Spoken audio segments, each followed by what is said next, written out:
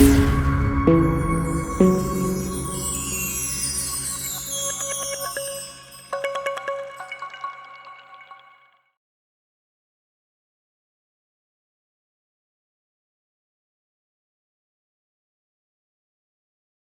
à tous, aujourd'hui sur Conscience TV, eh bien, nous abordons la deuxième chronique relative aux fêtes celtiques en présence de Nora Clermont. Bonjour Nora. Bonjour Stéphane, bonjour à tous.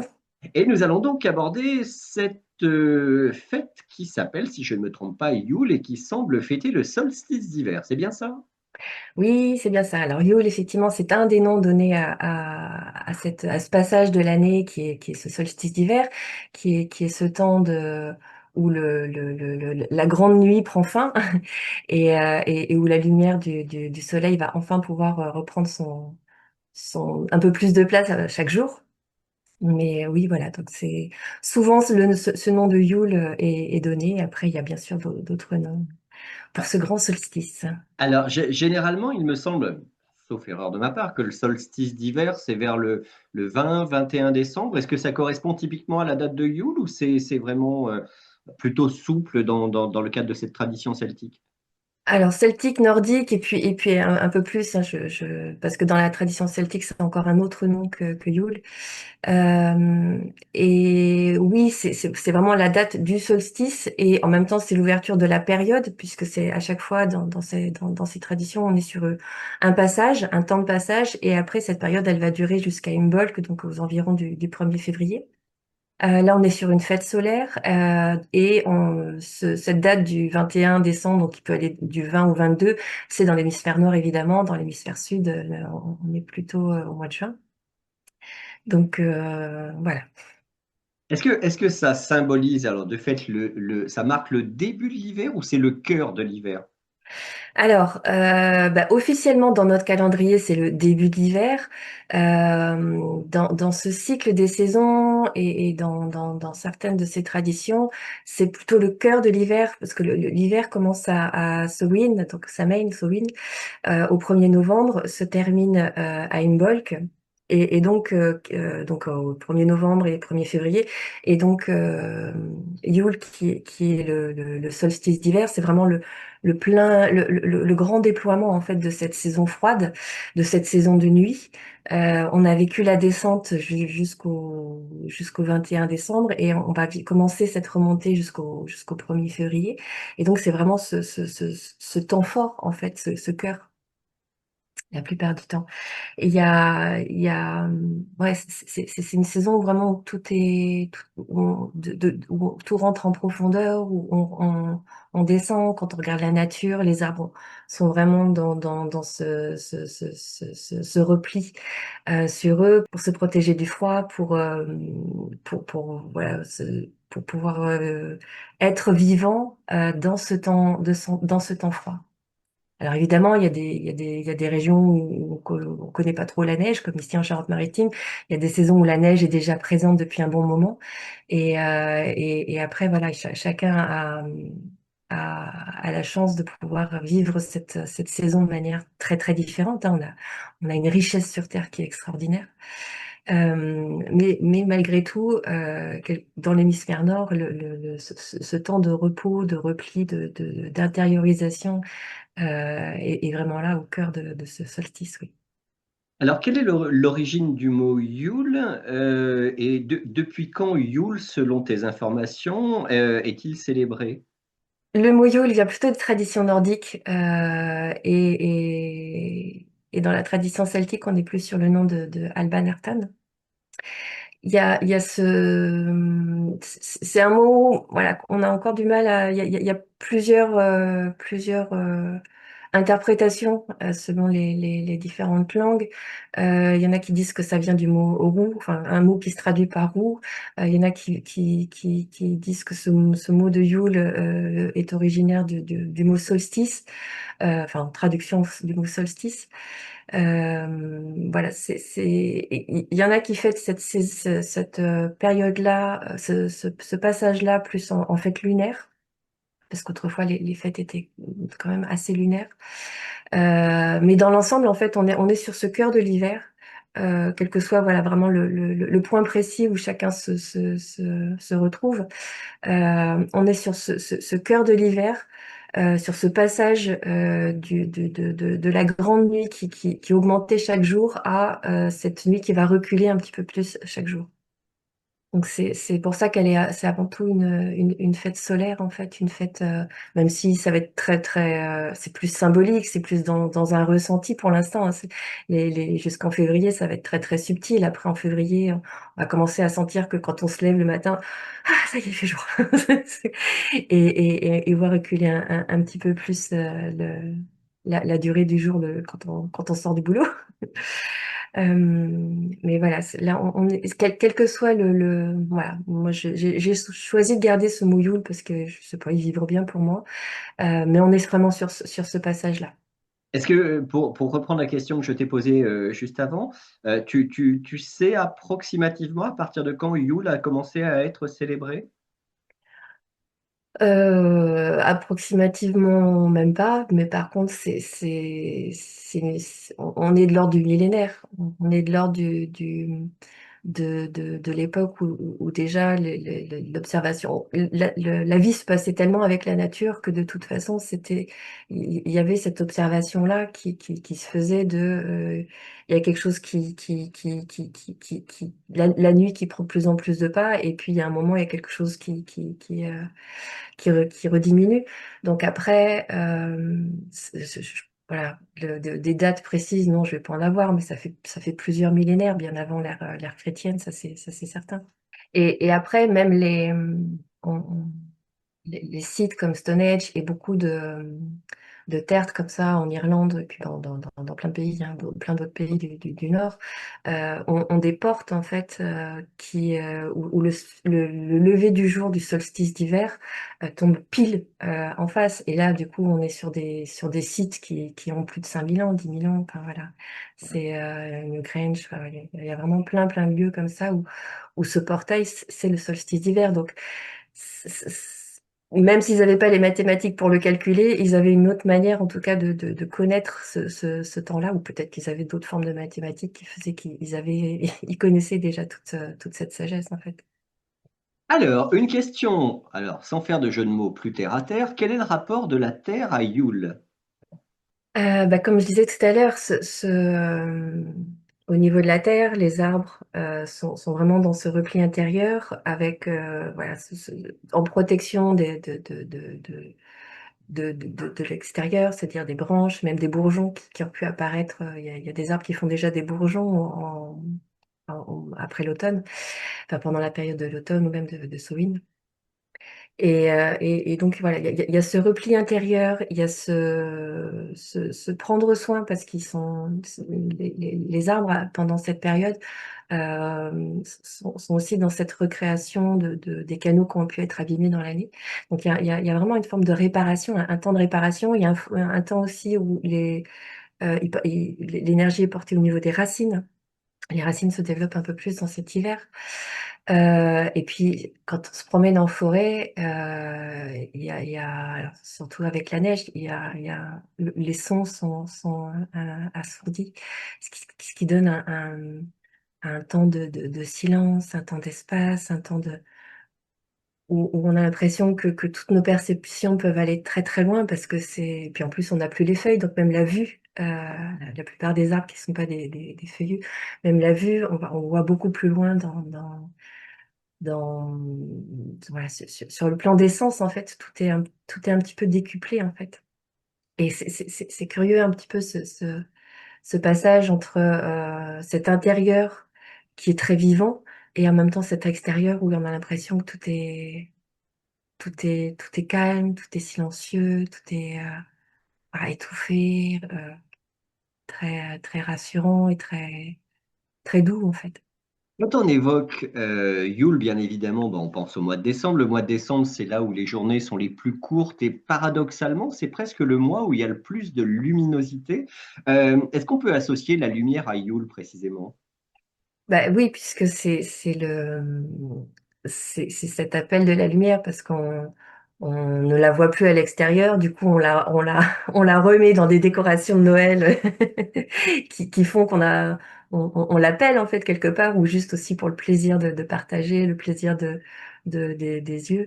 Mais oui, ce moment-là où le soleil voilà, ce cycle en fait s'inverse, c'est vraiment une inversion voilà, du passage, hein. C'est ce soleil qui revient à l'extérieur, et du coup cet appel aussi à l'ensemencement. C'est-à-dire que si je reprends ce qu'on avait dit aussi pour Sowin, on était dans cette traversée du vide avec ce dépouillement pour un retour à l'état zéro. Et si je reprends aussi c'est ce que j'expliquais dans les phases du deuil, ce temps de dépression, où là on a touché le fond, c'est-à-dire vraiment ouais, je reprends ce terme de point zéro, c'est-à-dire que là on a enlevé tout ce qu'on avait pu, on a vécu tout ce qu'on avait à vivre, en tout cas dans cette grosse phase de transformation intérieure. Et là maintenant, ce passage de Yule, c'est cette voilà, les mots qui me viennent, c'est vraiment semence solaire. C'est-à-dire comme là, on est encore dans cette énergie d'accueil, on est encore dans même si quelque chose est en train de se réamorcer dans l'autre sens, il y a encore dans ce vide intérieur, dans toute cette place qu'on a fait à l'intérieur de nous pendant la période de Samhain. Là, c'est le moment où la lumière, enfin, ouais, c'est l'ensemencement de la lumière. C'est cette graine qui est nourrie et qui peut prendre forme, qui peut c'est là où les projets peuvent apparaître, c'est là où où du rien va naître quelque chose en fait. Et je n'ai pas terminé sur ce que je disais, c'est après la phase de dépression, donc on arrive dans la phase d'acceptation. Pour moi, cette phase d'acceptation, c'est là où quelque chose peut descendre en fait. Alors il descend du haut, ou il descend à partir de notre source. Après, c'est juste des termes et des manières d'envisager les choses. Mais il y a quelque chose qui peut naître en fait avec ce retour solaire, avec cette présence-là qui vient nourrir en fait, qui vient commencer à donner corps, à donner chair en fait. Alors, du coup, Yule, on peut le voir effectivement, comme tu l'expliques, comme une transition. Est-ce qu'on peut y voir également, selon toi, une sorte de passage initiatique? Oui, il y a tout un, tout un passage, ouais. Dans Samhain, on était sur la mort initiatique. Là, on est presque sur la naissance initiatique. Comme je disais, il y a cette phase d'ensemencement où du vide, il y a quelque chose qu'on invite, ou qui est invité à laisser, à laisser émerger, en fait, à l'intérieur de nous. Et c'est cette émergence, en fait, pendant toute la période de Yule, donc de décembre à début février, qui est invité voilà, qu'on est invité à prendre ce temps de repos, de calme, de rester encore dans cette posture d'accueil pour que quelque chose puisse vraiment prendre forme à l'intérieur de nous, qui aura envie après d'entrer dans la matière petit à petit avec les saisons suivantes. C'est une phase de fécondation intérieure, c'est une phase qui va se déployer après en gestation en fait, et en ouais, pour pouvoir se déployer un petit peu plus tard. Donc c'est vraiment cette énergie de naissance à l'intérieur de nous, bon, qui s'est transformée avec la religion catholique, avec la naissance du Christ, hein, mais c'est aussi pour nous cette énergie de naissance solaire, et du coup d'une renaissance à quelque chose de nouveau, parce que voilà, tout ce qu'on a pu laisser partir a fait de la place, et du coup quelque chose de nouveau peut apparaître en cette période.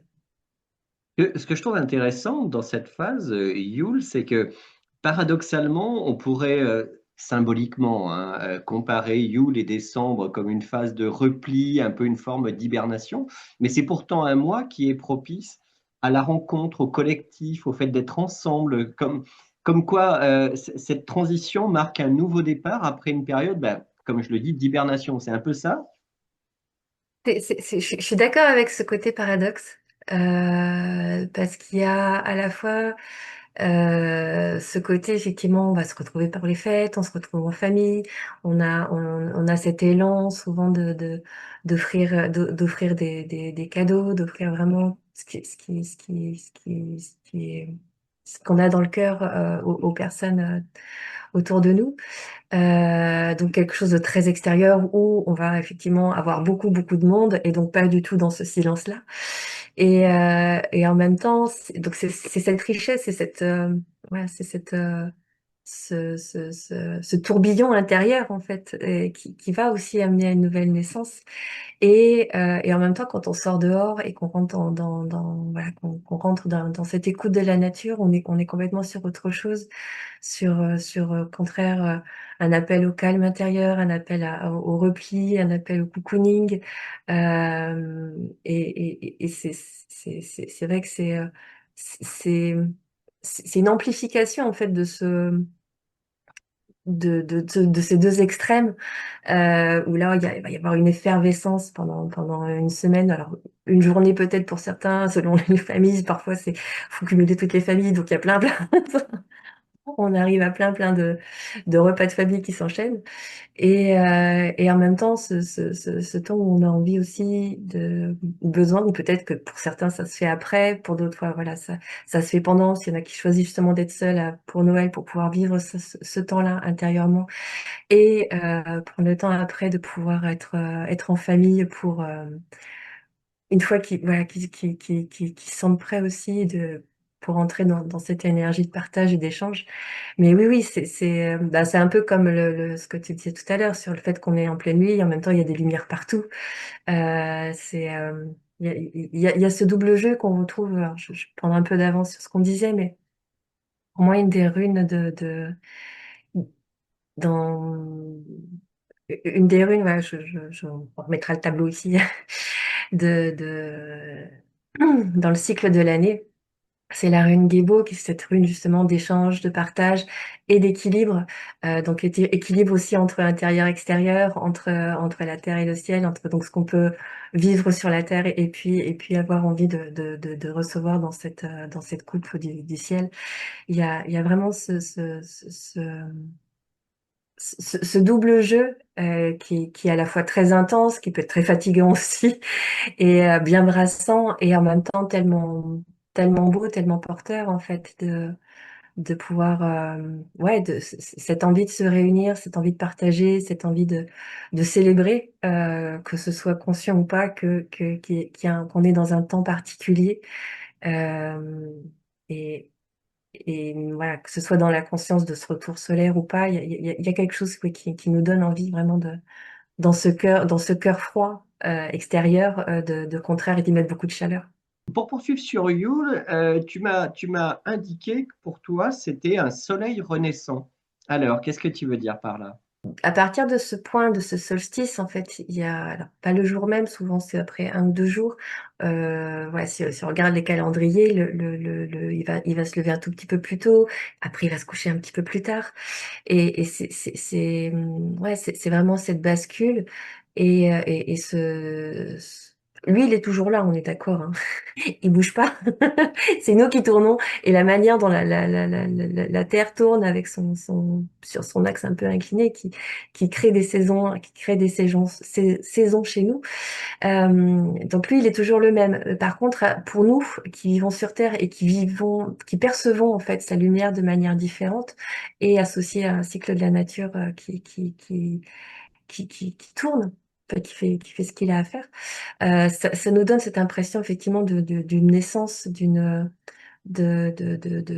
nouvelle respiration, ouais, d'une nouvelle, voilà, de quelque chose qui se réouvre, même si je vous dis que là, on est dans ce temps de solstice, on est encore très intériorisé. Malgré tout, les jours, c'est souvent en janvier, février, on a des grandes journées de soleil, enfin grandes, pas en durée, mais par contre où il fait vraiment très beau et c'est un soleil très particulier qui n'a rien à voir avec celui de l'été.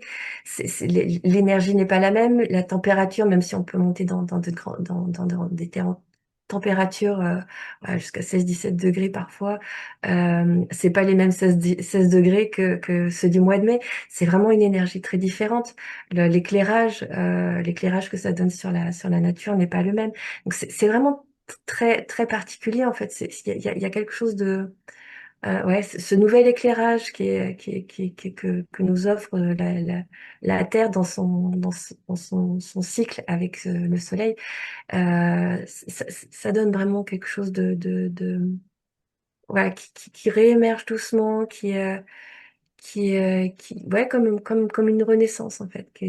Alors, une vidéo de Nora sans les dragons ne serait pas une vidéo de Nora. Alors, du coup, j'aimerais bien savoir quels sont les dragons que tu associes à Yule. Eh ben écoutez, non, c'est dans l'autre sens, voilà. Voilà, l'énergie de Yule avec les dragons qui est là enfin voilà, que je vis avec eux. C'est un dragon qui prend cette couleur-là, qui prend cette couleur un peu bleu cristalline et avec un cœur très, pareil, un cœur palpitant mais très doux. On n'est pas sur voilà, quelque chose de très expansé, on verra ça au fil des saisons, mais il y a quelque chose de très doux mais qui palpite et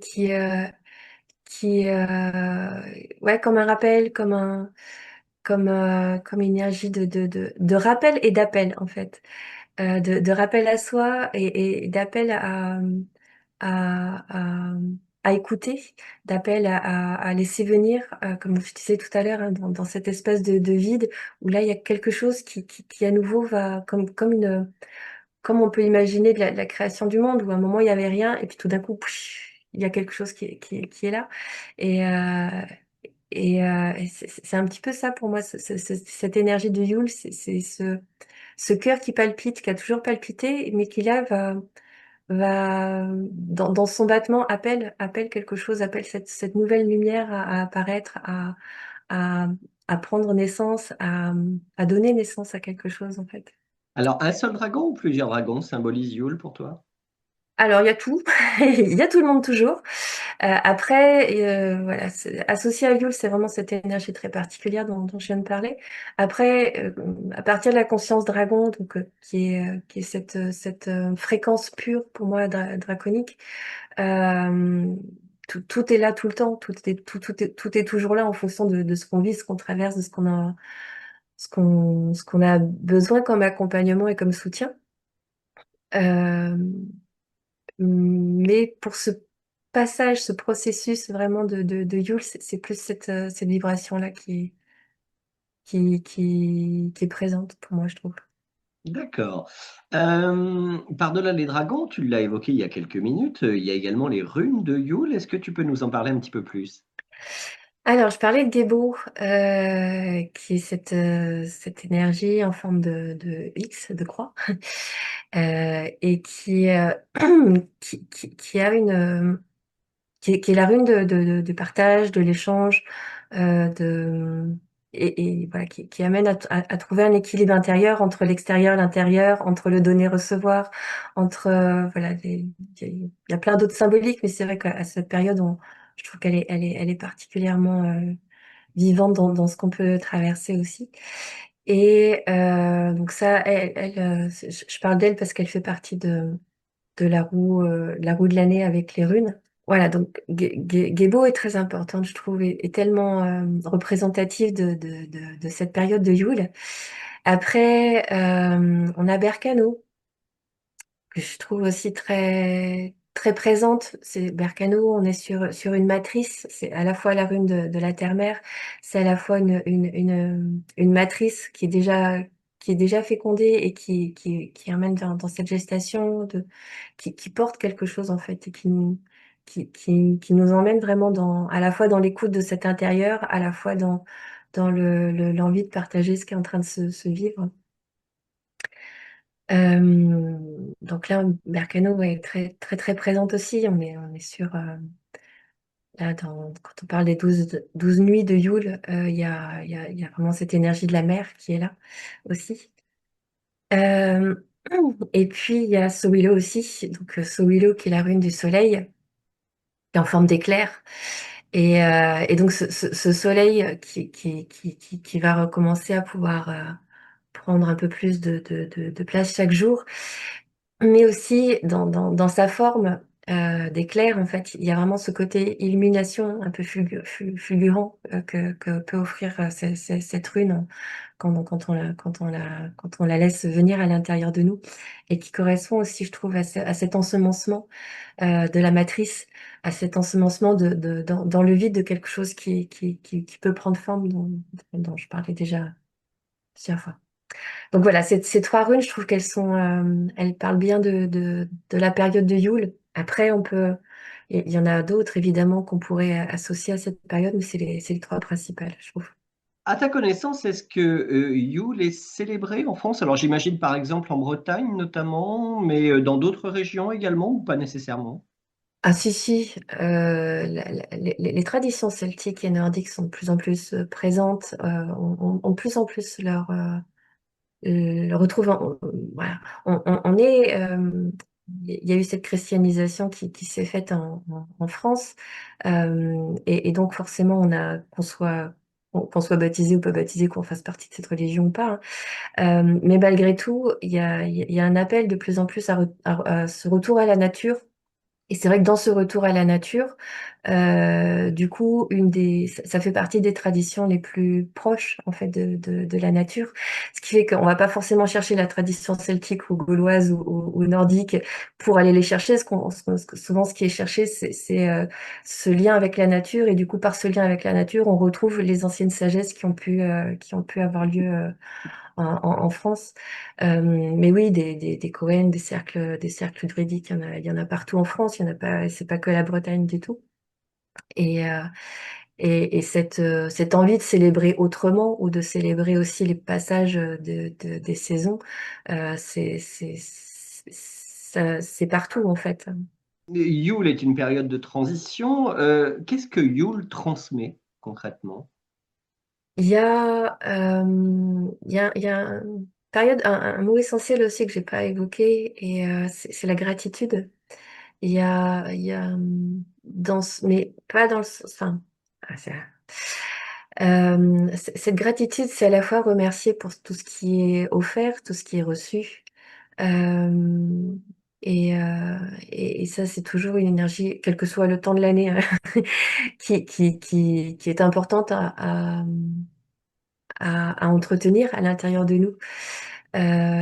Parce que c'est cette énergie-là, je trouve, qui nous permet d'être en reliance avec nous-mêmes, et avec tout ce qui est à l'extérieur.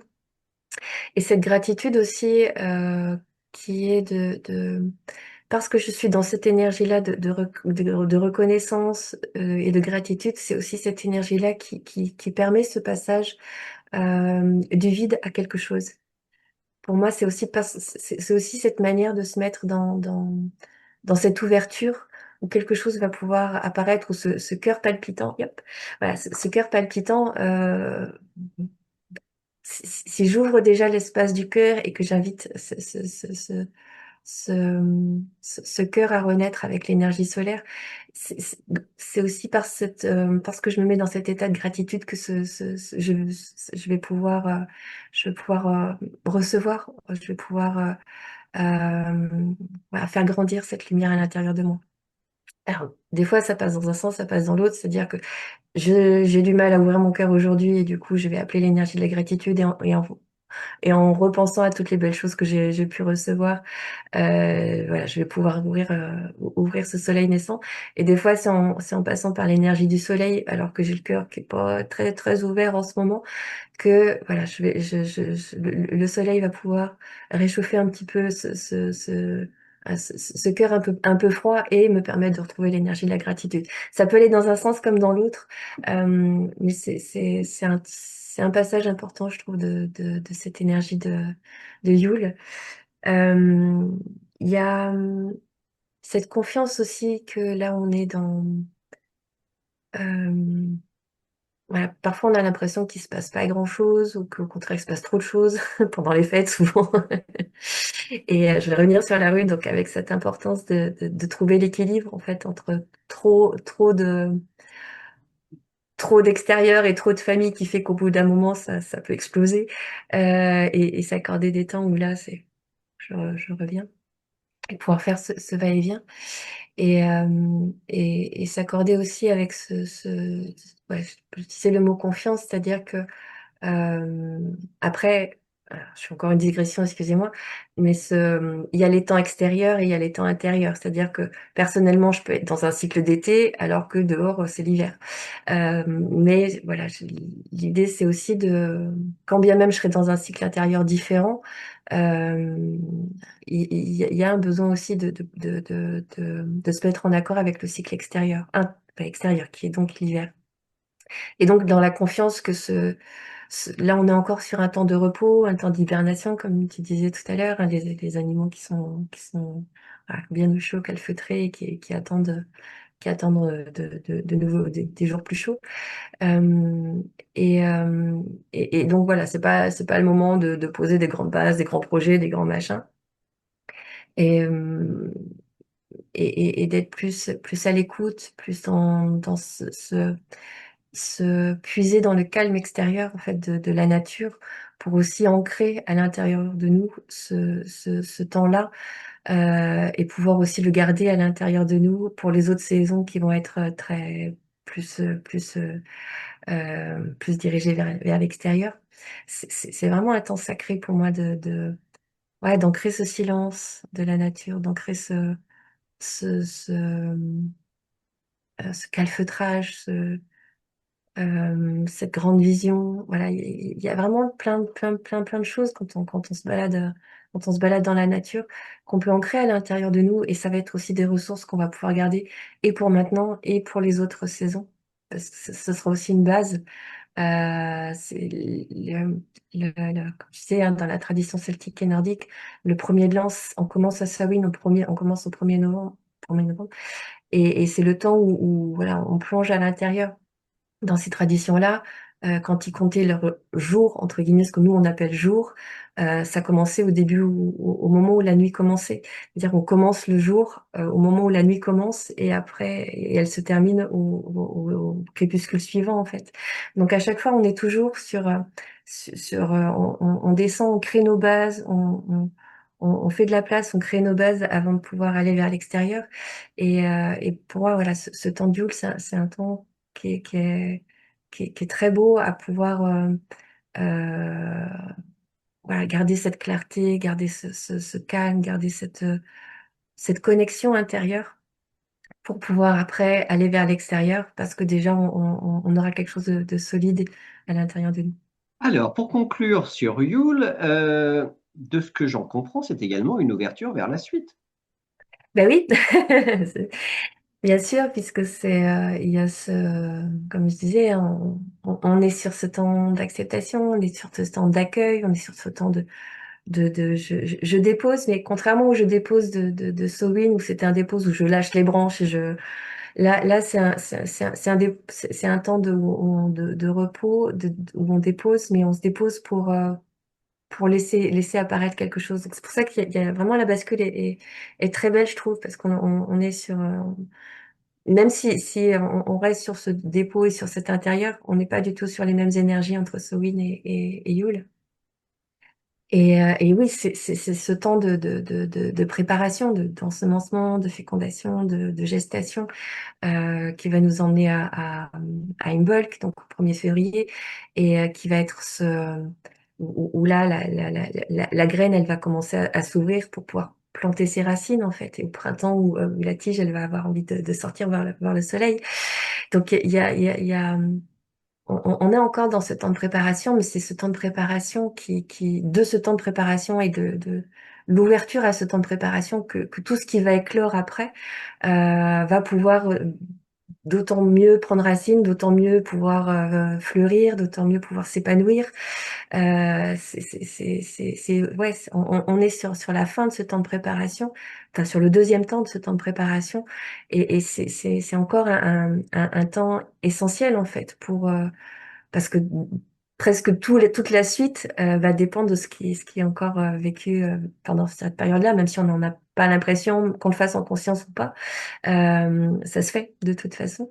Et oui, c'est tout ce qui est là prépare vraiment ce grand temps extérieur où là tout sera visible, mais c'est dans cet invisible en fait que tout se prépare. Alors, une question personnelle pour conclure. Comment Nora va célébrer une Yule? Alors, jusqu'à cette année, et je pense probablement l'année prochaine, en fait, ce que j'aimais beaucoup, c'était de proposer une veillée. Donc c'est la seule fête de l'année que je fais pas en nature. Parce que bon, un 21 décembre, dehors, en pleine nature, même autour d'un feu, voilà. Donc c'était la seule fête de l'année que je faisais en salle et avec une proposition de conte initiatique et en voyage sonore.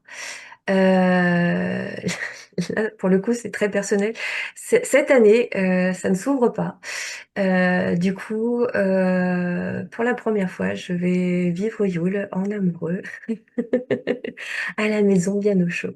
Voilà, et vraiment dans cette constance-là, mais ce sera juste en amoureux.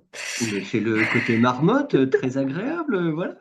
Bah écoute, oui, oui, ça me fait bizarre parce que j'aime ce temps d'offrande justement de partage autour des contes, autour de ce qu'on peut vivre ensemble dans ce voyage, parce que le conte se crée avec le groupe en fait. C'est pas un conte que j'ai écrit avant. Je pars des énergies qui sont là avec le groupe et je trouve qu'il y a quelque chose de très beau en fait dans ce qui se tisse ensemble. Mais pas cette année. Donc, on est en 2025, hein, donc 2026 sera certainement différent.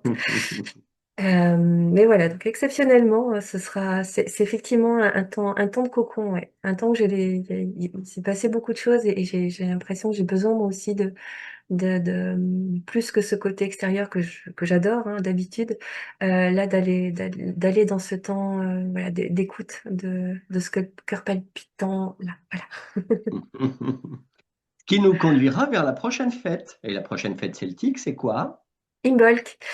Imbolc. Imbolc, ouais, voilà, qui est donc aux alentours du 1er février. Donc là, on revient sur une fête lunaire. Donc la date officielle du calendrier actuel, c'est le 1er février. Sinon, c'est la pleine lune, en fait, autour de cette date-là. Ce qui correspond à la Chandeleur. Voilà, tout à fait. On met le soleil dans la matière parce que les galettes, les crêpes sont des symboles du soleil. Avec une petite dose de sucre, 2, 3 cuillerées de rhum et tout ira bien. Voilà. Je te souhaite d'excellentes fêtes de fin d'année, Laura, un superbe Yule intimiste mais ô combien appréciable. Et puis, ben, on se retrouve au mois de février. Merci, merci à tous et bon passage de Yule à tous. Merci, Laura. Au revoir.